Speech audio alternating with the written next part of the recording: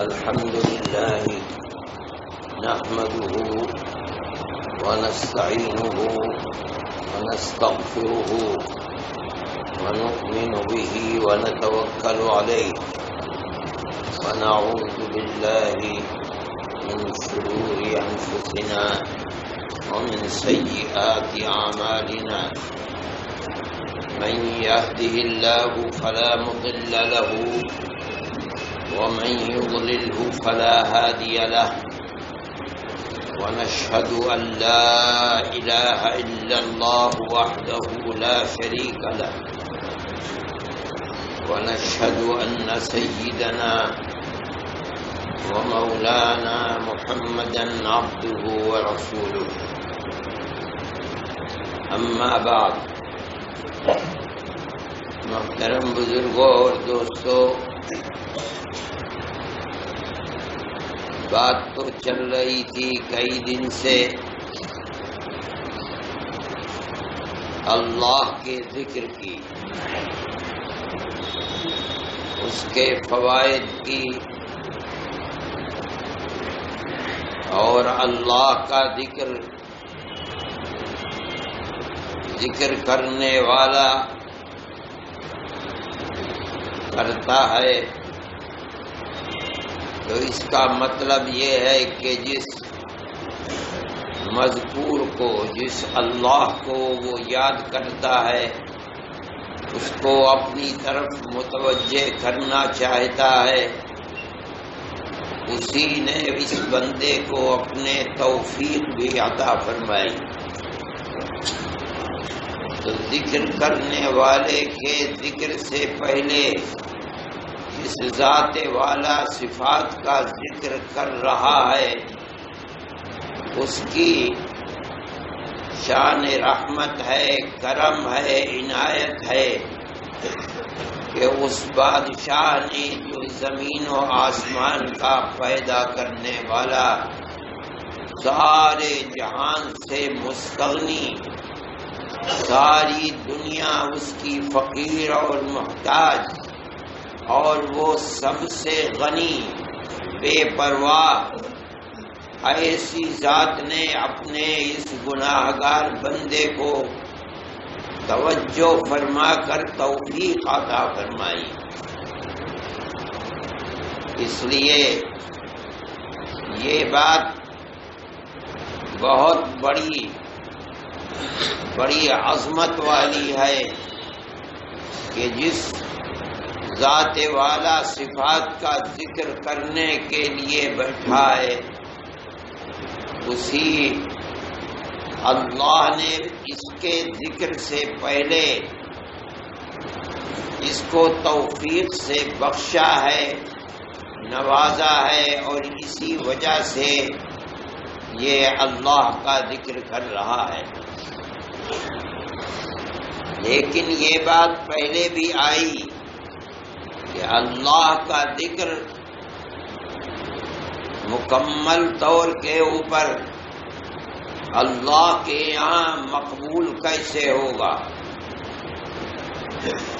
مطلب یہ تھا کہ ذکر کرنے والا اگر ذکر اخلاص اور للہیت کے ساتھ کر رہا ہے، جس کا مطلب یہ ہے کہ ذکر کا مقصد صرف اور صرف اپنے اللہ کو راضی کرنا ہے، اس کی رحمت اور اس کے کرم کو حاصل کرنا ہے،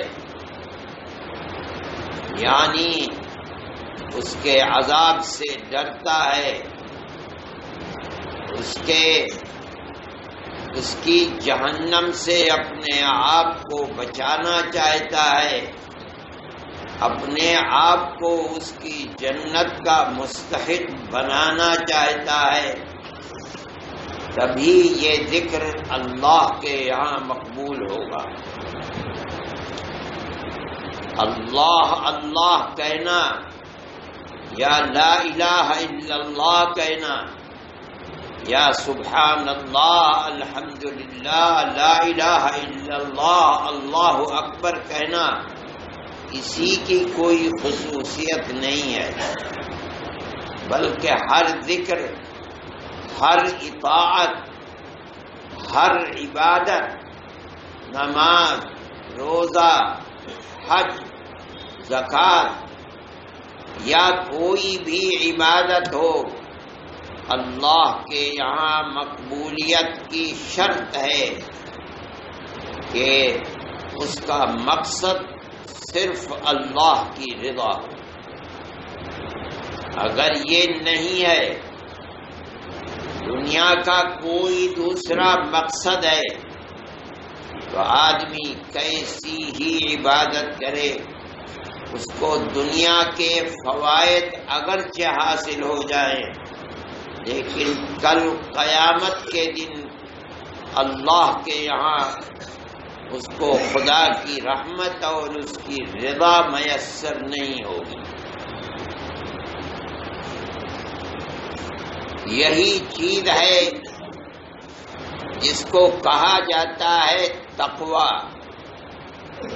یہ بڑی اہم چیز ہے، اور ہر عبادت اللہ کے ذکر، اس کے علاوہ دوسری عبادتوں کے قبولیت کے لیے، مکمل فائدہ حاصل ہونے کے لیے، کل قیامت کے دن اللہ کی قربت اور جنت میسر ہونے کے لیے تقویٰ بڑی بنیادی چیز ہے۔ قرآن کے اندر اس لفظ کا استعمال بار بار 50 اور سینکڑوں جگہ کیا گیا ہے، جس سے تقوی کی اہمیت معلوم ہوتی ہے۔ بلکہ تقویٰ وہ مبارک اور بنیادی چیز ہے، قرآن یہ بتاتا ہے کہ ہم نے اپنی جنت، جس کے اندر ایسی نعمتیں ہیں کہ نہ دنیا میں کسی آدمی کی آنکھوں نے دیکھی ہیں، نہ کانوں نے سنا ہے، کسی کے وہم و گمان میں بھی وہ نعمتیں نہیں ہیں جو ہم نے جنت کے اندر پیدا کر رکھی ہیں، اور وہ کن لوگوں کے لیے ہیں؟ قرآن کہتا ہے اعدت للمتقین، جنت بنائی گئی ہے ان لوگوں کے لیے جو دنیا میں زندگی تقوی کی گزارتے تھے۔ تلک الجنت التی نورث من عبادنا من کان تقیا، ہم کل قیامت کے دن یہ جنت انہی لوگوں کو دیں گے، انہی کو اس جنت کا وارث بنائیں گے جو لوگ دنیا میں متقی بن کر زندگی گزارتے ہیں۔ یہ تقویٰ بڑی بنیادی چیز ہے۔ اعمال صالحہ ہم جو بھی کرتے ہیں، چاہے نماز ہو، چاہے روزہ ہو، چاہے ذکر ہو، چاہے حج ہو، ہر چیز کی قبولیت کے لیے بڑی بنیادی شرط ہے تقویٰ۔ قرآن کے اندر یہ فرمایا گیا ہے، حضرت آدم علی نبینا وعلیہ الصلاۃ والتسلیم کے 2 لڑکوں کا ذکر قرآن کے اندر آتا ہے۔ 2 بھائی تھے، ان میں ایک متقی تھا اور دوسرا گناہگار تھا۔ گناہگار کا نام تھا قابیل، اور جو متقی تھا اس کا نام تھا حابیل۔ مفسرین لکھتے ہیں اب ایک نے اللہ کے خدمت میں نیاز اپنی پیش کی، حابیل نے اس کی نیاز اللہ نے قبول کر لی۔ لیکن قابیل جو گناہگار تھا اس نے نیاز پیش کی، اللہ نے منہ پر مار دی، رد کر دی۔ اب قابیل کے دل میں اپنے بھائی کی طرف سے جلن پیدا ہوئی، اس کی نیاز کیوں قبول ہو گئی، کیوں میری نیاز قبول نہیں ہوئی؟ دونوں میں تکرار ہوا، قرآن میں اس کا ذکر ہے۔ تو یہ حقیقت حابیل نے بیان کی، یہ وہ علم تھا جو اس نے اپنے باپ حضرت آدم سے لیا تھا، اور یہ اپنے بھائی سے کہا انما یتقبل اللہ من المتقین۔ میں کیا کروں، مجھے کس لیے جلتا ہے؟ ارے اللہ کے بندے، انما کلمہ حصر کے ساتھ ہے، اللہ تو متقیوں ہی کے عمل کو قبول کرتا ہے۔ تو اپنے اندر تقوی کو پیدا کرتا تو آج یہ رسوائی نہ ہوتی کہ اللہ تیری نیاز کو تیرے منہ پر مار دیتا، وہ تیرے تقوی کو، تیری نیاز کو بھی قبول کرتا۔ میں نے کیا، اللہ نے نیاز کو قبول فرما لیا۔ یہ بات جو حابیل کی زبان سے نکلی ہے، اس وقت تو نہ مدرسے تھے نہ کتابیں تھیں، کچھ بھی نہیں تھا۔ آخرت کی فکر اور علم آخرت دینے والا بھی کوئی نہیں تھا علاوہ باپ کے۔ جنت اور جہنم کا علم دینے والا بھی کوئی نہیں تھا علاوہ باپ کے۔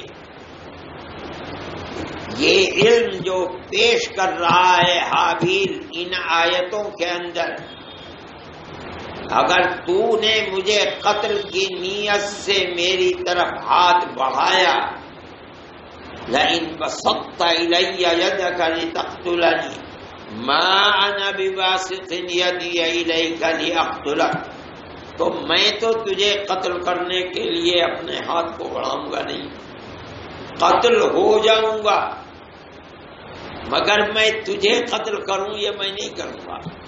کیوں؟ انی اخاف اللہ رب العالمین۔ کہاں سے پتا چل گیا کہ اس جہان کا بنانے والا ہے اللہ، اور وہ اللہ رب العالمین ہے، سارے جہان کا پالنہار ہے۔ پھر انی اريد ان تبوء باسمی واسمک فتکون من اصحاب النار۔ میں ہاتھ نہیں بڑھاتا ہوں، تو گناہ کرتا ہے کر، تو میرے گناہ کو بھی اور اپنے گناہ کو بھی سمیٹ کر لے جائے گا مجھ پر ظلم کر کے، اور اس کا انجام یہ ہوگا کہ تو جہنم کی آگ کا شکار بنے گا۔ کہاں سے پتا چل گیا کہ اللہ کی جنت بھی ہے، جہنم بھی ہے، گناہگار جہنم میں جائیں گے، نیکوکار جنت۔ یہ جو کچھ حابیل کہہ رہے ہیں سب علم نبوت ہے جو اپنے باپ سے حاصل ہوا، یہی حقیقت ہے۔ انما یتقبل اللہ من المتقین۔ اللہ اپنے کسی بندے سے عمل صالح کو اگر قبول کرتا ہے تو بس تقوی ہی کی وجہ سے قبول کرتا ہے۔ یہ بنیاد ہے نماز، روزے، حج، زکوٰۃ، اللہ کے ذکر اور ہر عمل صالح کی قبولیت، کہ اللہ اس سے راضی ہو جائے۔ کوئی فائدہ تھوڑا بہت اللہ کے ذکر سے ہو جائے اس کا انکار نہیں ہے، ایسی قبولیت عمل کی کہ جس کے لیے عمل کیا جا رہا ہے وہ اس عمل سے راضی ہو جائے، یہ بغیر تقوی کے نہیں۔ اس کے فوائد دنیا کے اندر بھی بہت ہیں۔ یہ مطلب نہیں ہے کہ تقوی کا فائدہ بس قیامت ہی کے دن ظاہر ہوگا۔ جو شخص متقی ہو کر زندگی گزارتا ہے اپنی، اس کے لیے دنیا میں بھی قرآن بار بار کہتا ہے کیا فائدہ ہوگا۔ وَمَنْ يَتَّقِ اللَّهَ يَجْعَلْ لَهُ مَخْرَجًا وَيَرْزُقْهُ مِنْ حَيْثُ لَا يَحْتَسِبُ۔ وہ مصیبتیں، وہ مشکلات، وہ پریشانیاں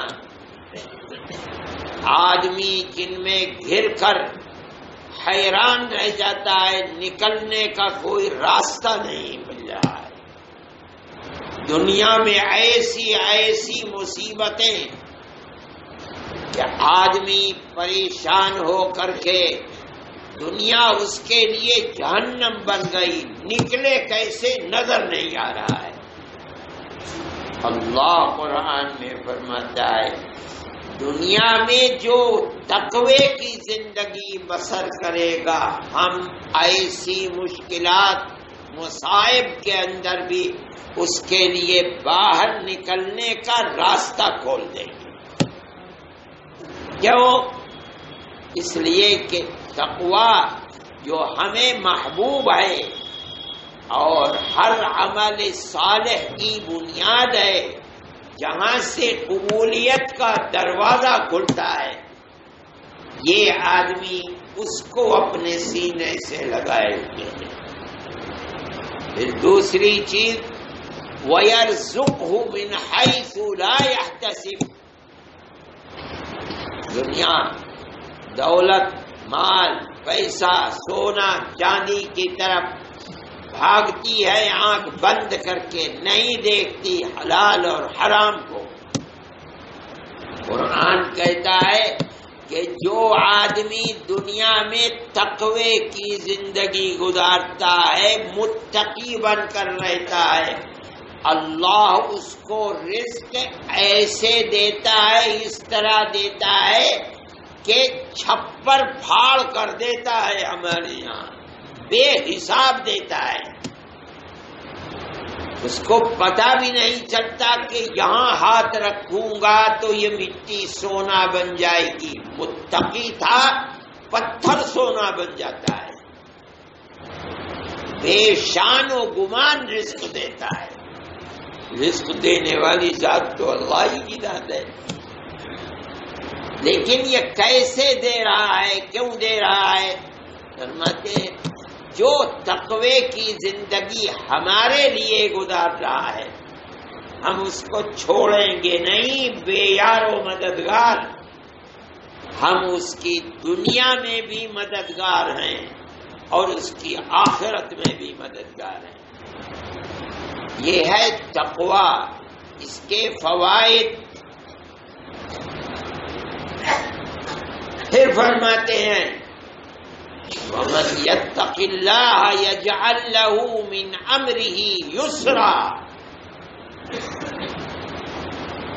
انسان کو اللہ کی اطاعت، راتوں کو اٹھنا، تہجد پڑھنا، دن میں 5 مرتبہ نماز کے لیے اپنے دنیا کے کاروبار کو چھوڑ کر مسجد میں جانا، یہ تمام دین کے کام مشکل معلوم ہوتے ہیں، لیکن اللہ فرماتا ہے دنیا حیرت میں رہتی ہے، ارے بھائی مسلمان 5 مرتبہ نماز کے لیے ہم تو صبح سے لے کر شام تک اپنی دنیا کو کمانے کے فکر میں، 5 دفعے کیسے آدمی ساری دنیا کو چھوڑ کر بار بار کیسے مسجد میں جائے گا، نماز پڑھے گا؟ لیکن اللہ فرماتا ہے جو دنیا میں تقوی کی زندگی گزارے گا اس کے لیے اس کے دین کو اللہ آسان فرما دے گا۔ کیا مطلب؟ جنت کے راستے کو پر چلنا آسان فرما دے گا، جہنم سے بچنا اور اس کے راستے سے اپنی زندگی کو بچانا اللہ آسان فرما دے گا۔ پھر فرماتے ہیں وَمَنْ يَتَّقِ اللَّهَ يُكَفِّرْ عَنْهُ سَيِّئَاتِهِ وَيُعْظِمْ لَهُ أَجْرًا۔ متقی کا مطلب یہ نہیں ہے کہ کوئی گناہ اس سے نہیں ہوگا۔ صحابہ سب سے بڑے متقی تھے، مگر قرآن سے پتہ چلتا ہے یہ نہیں کہ ان سے کوئی گناہ نہیں ہوتا تھا۔ متقیوں کی صفت یہ نہیں ہے والذین اذا فعلوا فاحشة او ظلموا انفسهم ذکروا اللہ فاستغفروا لذنوبهم۔ جن لوگوں کے لیے جنت بنائی گئی ہے متقیوں کے لیے، ان کی زندگی ایسی ہے کہ اول تو گناہوں سے بچتے ہیں، لیکن اس کے باوجود اگر کوئی گناہ ہو جاتا ہے تو ہماری طرح نہیں کہ ناک پر مکھی بیٹھ گئی اڑا دیا۔ اول تو گناہ کرتے نہیں، متقی وہ ہیں، لیکن بتقاضائے بشریت انسان ہے، کوئی گناہ ہو جاتا ہے بھول چوک کر تو چین سے نہیں بیٹھتے، اللہ کے سامنے روتے ہیں، جھجاتے ہیں، آنسو بہاتے ہیں اور گناہ کو بخشواتے ہیں، مغفرت کراتے ہیں۔ پتہ چلا متقی نبی نہیں ہوتا ہے، متقی جس کو کہہ دیا جائے تو یہ کہا جائے کہ یہ رسول بن گیا۔ یہ صفت کے گناہوں سے معصوم ہے، یہ تو رسول اور نبی کی صفت ہے۔ وہ اللہ نے انہیں گناہوں سے معصوم کیا۔ دنیا کا بڑے سے بڑا زاہد، بڑے سے بڑا عالم، بڑے سے بڑا صوفی گناہوں سے معصوم نہیں ہے۔ گناہوں سے معصوم اللہ کا نبی اور رسول ہے، لیکن تقویٰ ایسی چیز ہے کہ اگر گناہ ہو جائے گا تو اللہ اس کو بخش دے گا۔ کیوں؟ اس لیے کہ اللہ جانتا ہے کہ یہ گناہوں پر ڈھیٹ نہیں ہے، جسارت نہیں ہے، گناہ سے بچتا ہے۔ ہو گئی غلطی، یہ تو متقی ہے اور اللہ جانتا ہے کہ یہ متقی ہے۔ یکفر عنہ سیئاتہ، اور ایک اور بات وَيُعْظِمْ لَهُ أَجْرًا۔ اگر ہم نماز پڑھیں گے اور ہمیں نماز کا ثواب، مان لو ہماری نماز کیا ہے 5 پیسے 10 پیسے بھر مل بھی گیا، متقی اگر نماز پڑھے گا تو اس کے عمل صالح کا بدلہ بہت بھاری اور بڑا بدلہ ہوگا۔ اللہ کے یہاں متقی کے عمل کی ایسی قدر ہے، قدردانی ہے۔ آپ نے فرمایا کہ میرے صحابہ اگر صدقہ 1 کھجور آدھی کھجور کریں گے، دوسرے لوگ جو آئیں گے پہاڑ کے برابر دے دیں گے، تب بھی وہ ثواب نہیں ملے گا۔ کیا چیز ہے؟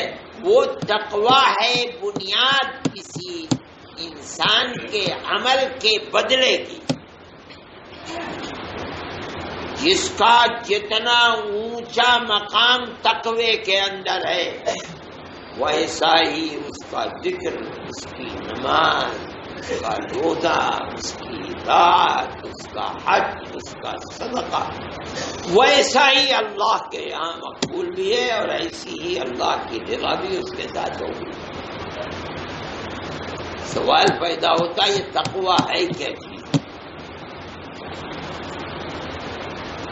تو تقویٰ عربی میں تو کہتے ہیں ان تجعل بینک و بین ما تخافہ تقاتا تقیک منہ. تقویٰ عربی میں کہتے ہیں کہ آدمی جس چیز سے ڈرتا ہے اپنے اور اس چیز کے درمیان میں ایسی دیوار اور پردہ بنا دے کہ اس کے شر سے محفوظ ہو جائے. شیر سے ڈرتا ہے، اپنے اور شیر کے درمیان میں ایسی دیوار بنا لے کہ شیر ادھر آ نہ سکے. یہ ہے تقویٰ. آگ سے ڈرتا ہے، اپنے اور آگ کے درمیان میں ایسا پردہ بنا لے کہ آگ کی لپٹ تجھ تک نہ پہنچ سکے. اب قرآن کہتا ہے اتقوا النار، جہنم کی آگ سے بچو. کیا مطلب ہے؟ اپنے اور جہنم کی آگ کے درمیان ایسی دیوار بنا دے کہ جہنم کی آگ تجھ تک نہ پہنچ سکے. کہیں قرآن کہتا ہے اتقوا اللہ حق تقاتہ، اللہ سے تقوی کو حاصل کر، اللہ کے غضب سے تقوی کو. کیا مطلب؟ اپنے اور اللہ کے غضب کے درمیان میں ایسی رکاوٹ بنا دو کہ کل موت کے بعد قیامت کے دن اللہ کے غضب سے محفوظ رہے. وہ کیا چیز ہے؟ جو دیوار آدمی کو دنیا اور آخرت میں اللہ کے غضب سے محفوظ کر دے. وہ دیوار کیا ہے؟ ایک ایمان اور عمل صالح کی دیوار ہے.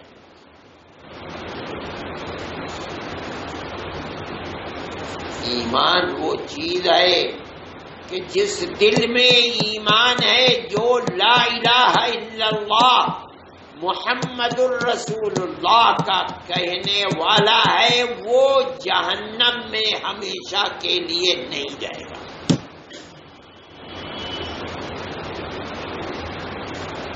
لا الہ الا اللہ ایسی چیز ہے،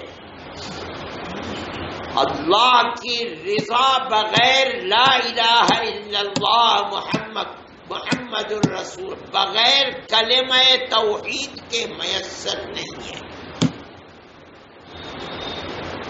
اللہ کی جنت بغیر ایمان یعنی کلمہ توحید کے میسر نہیں ہے.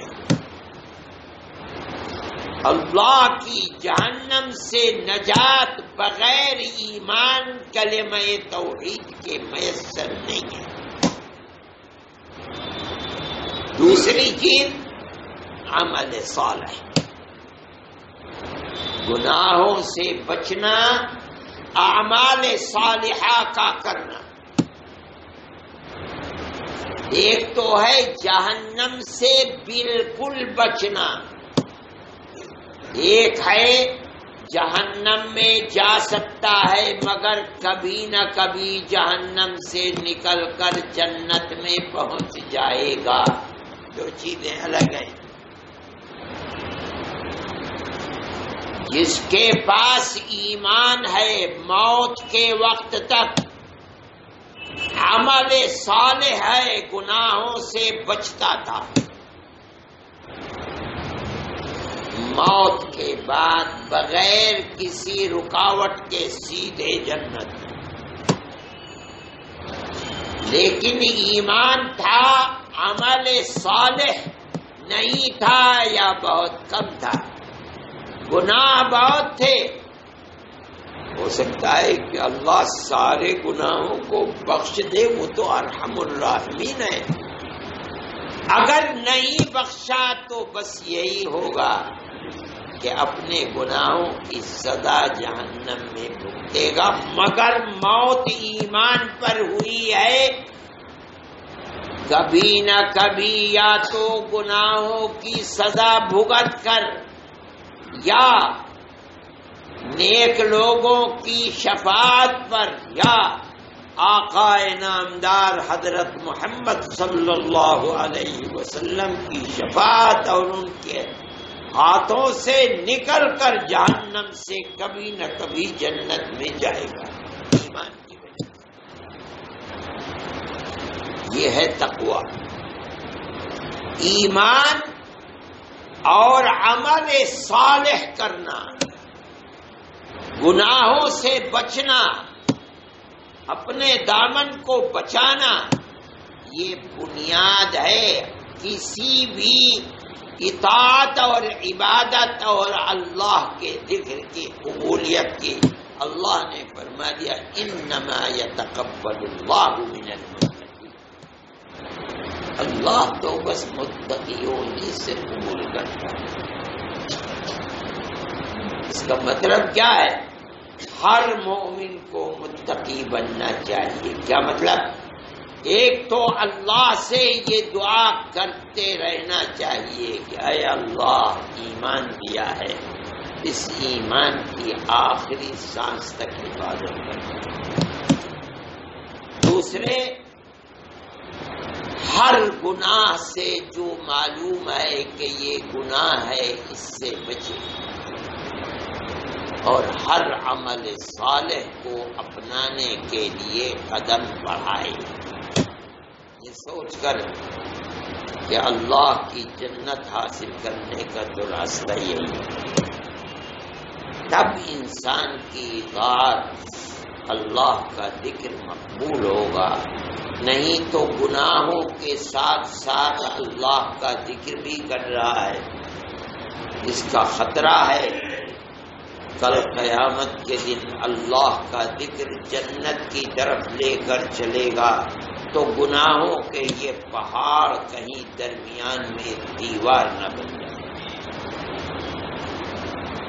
اس لیے اللہ نے راستہ بتا دیا ہے، ہر مومن کو اپنے آپ کو متقی بنانے کی کوشش کرنی چاہیے۔ گناہ جہاں بھی آئے، دماغ میں سامنے آئے، آنکھ کے سامنے آئے، ہاتھ کے سامنے آئے، پیر کے سامنے آئے، اپنے آپ کو وہیں روک دے، اللہ دیکھ رہا ہے۔ اور عمل صالح، جس عمل سے اللہ کے یہاں قبولیت ملتی ہے، اس کی طرف اپنے قدم کو بڑھائے، جس کا حاصل یہ ہے کہ دنیا میں اپنی زندگی اللہ کے ذکر کو کرنے والے کے لیے جس طرح اخلاص و للہیت ضروری ہے، تقویٰ ضروری ہے، تاکہ قبولیت اللہ کے یہاں میسر ہو سکے۔ اگر گناہوں کا بھی انبار ساتھ ساتھ چلتا رہے گا تو گناہ لے جائیں گے اللہ کی ناراضگی کی طرف، عبادت اور ذکر لے جائے گا اللہ کی رضا کی طرف۔ اگر بندہ گناہوں کا بھاری ہو گیا تو آخرت میں قیامت کے دن خطرہ ہے محرومی کا۔ اپنی دنیا کی زندگی میں اس سے بچانا چاہیے۔ اللہ ہم سب کو تقوی پر چلنے کی توفیق عطا فرمائے، خشیت خداوندی، خوف الہی ہمارے دلوں کے اندر پیدا فرمائے۔ اللہ اپنی محبت سے ہمارے دلوں کو بھر دے، ہمیں دنیا اور آخرت میں اللہ تعالی اپنے فضل و کرم سے نوازتا رہے، ہماری دنیا کو بھی آباد فرمائے، ہماری آخرت کو بھی